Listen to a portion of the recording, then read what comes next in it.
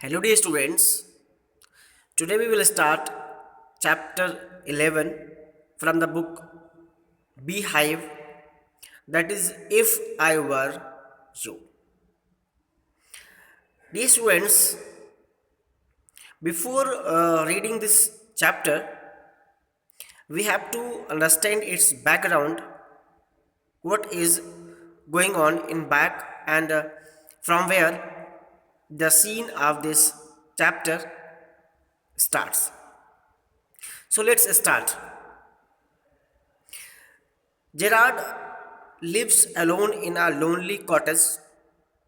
An intruder, who is a criminal, enters his cottage.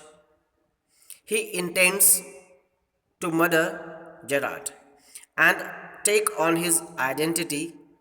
Does he succeed?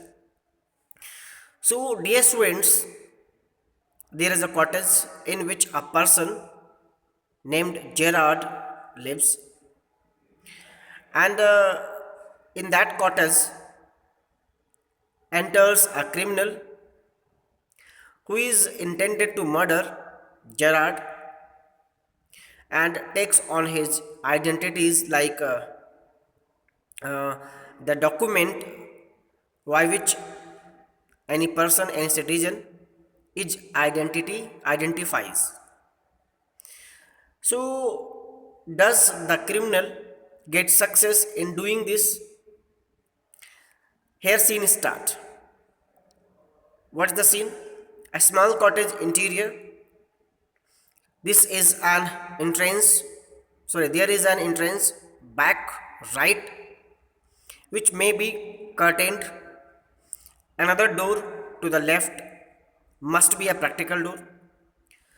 So the scene starts from inside a small cottage which has two doors, one at back side and one on the left side. The back door is curtained, and the generally used door is left side one. The furniture is simple, consisting of a small table towards the left, a chair or two, and a divan rather upstage on the right. Inside the cottage, there is some simple furniture like a chair or two chairs. There is a small divan bed, small table on the left, and on the table is a telephone. And on the table there is a telephone, and when the curtain rises, Gerard is standing by the table making a phone call. When the curtain rises, the drama starts. Intruder enters. At that time, Gerard is making a phone call to someone. He is talking on a call. He is of medium height and wearing horn rimmed glasses. He is dressed in a large suit and a great coat. His voice is cultured. Okay. Gerard is a medium height man of 32-year age and wearing rimmed horn glasses. His dress is large, and he is also putting on wearing great coat, and his voice is quite cultured. It means the way of talking of Gerard is quite civilized, cultured, and the call is going on between the Gerard and some other one. Gerard, well, tell him to phone up directly. I must know. Yes, accept, expect. I will still be there, but you must not count on that. In about 10 minutes, time, right? Oh, goodbye. This was the conversation on the call of Gerard, and then he puts down the phone and goes to divan on the left, where there is a traveling bag, and starts packing. After disconnecting his call, he directly goes to the divan bed, and there was a bag that was traveling bag, and starts his packing, which he is thus engaged. Another man similar in build to Gerard enters from the right silently, revolver in hand. At that time, a man of the same height, same size, same physique as of Gerard enters from the right. That man has a revolver in his hand. He is flashily dressed in an overcoat and a soft hat. That man who broke into was wearing overcoat and a soft hat. He bumps accidentally against the table, and at the sound Gerard turns quickly. That intruder got tumbled accidentally against the table, and on this hearing the sound of tumultuation, Gerard quickly turned and saw Gerard pleasantly. Why, this is a surprise, mister.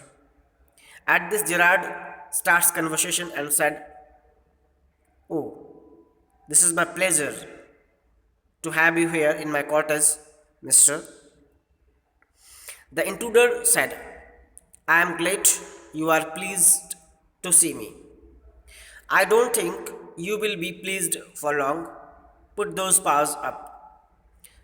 At this, the intruder said that he was glad to find Gerard pleased on his welcome, on his arrival, and he further warned that Gerard will not be pleased for a long time, and he was quite determined of killing Gerard, and said, put those paws up, Gerard. This is all very melodramatic, not very original perhaps, but Gerard at this said that all this you are telling me to put up those paws, and entered silently from the right. All these things are looking just like melodramatic, and they are not looking original. But intruder trying to be calm, and then at this, the intruder tried to be calm, to be silent. Gerard, non Charlton is your word, I think. Gerard said that silence is your word. Intruder, thanks a lot. You will soon stop being smart. I will make you crawl. I want to know a few things. See, at this, intruder said that don't try to be smart. I am as smart as you, even smarter than you, and I will make you crawl on the floor just like a reptile. As I want to know few things from you. You see, Gerard, anything you like, I know all the answers. But before we begin, I should like to change my position. You may be comfortable, but I am not. At this, Gerard said that Whatever you want to ask, I know all the answers, and I will tell you too. But before starting our conversation, Gerard liked to change his position, and he told that the intruder may be in comfortable position, but he was not in that. Intruder at this. Sit down there and no funny business. Motions to a chair and seats himself on the divan by the back. Now then, we will have a nice little talk about yourself, okay? At this, intruder angrily said to Gerard that sit down there and don't do these funny talks, funny business. And at this, he moves and sits on the divan by the back. Gerard, at last, a sympathetic audience, I will tell you the story of my life. How, as a child, I was stolen by the gypsies, and why, at the age of 32, I find myself in my lonely access quarters house. Gerard told that intruder that he is going to tell him the story of his life from the very childhood age, how he was stolen by the gypsies.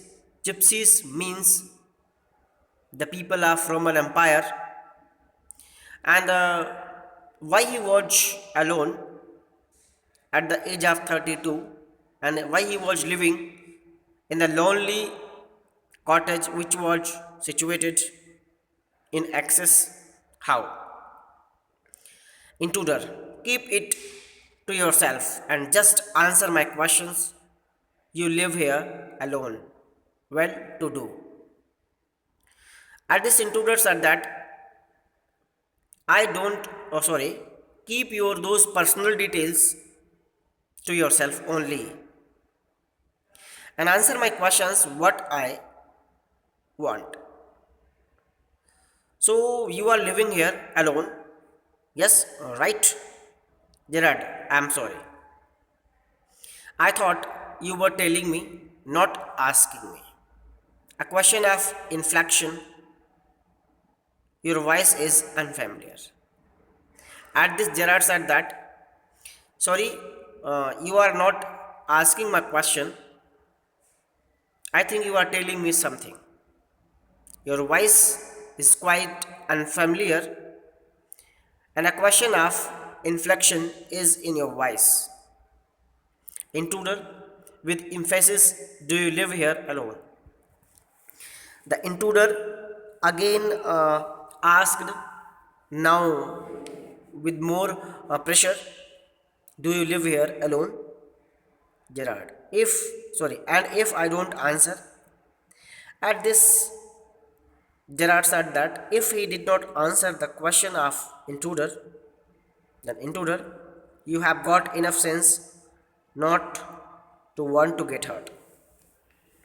At this, intruder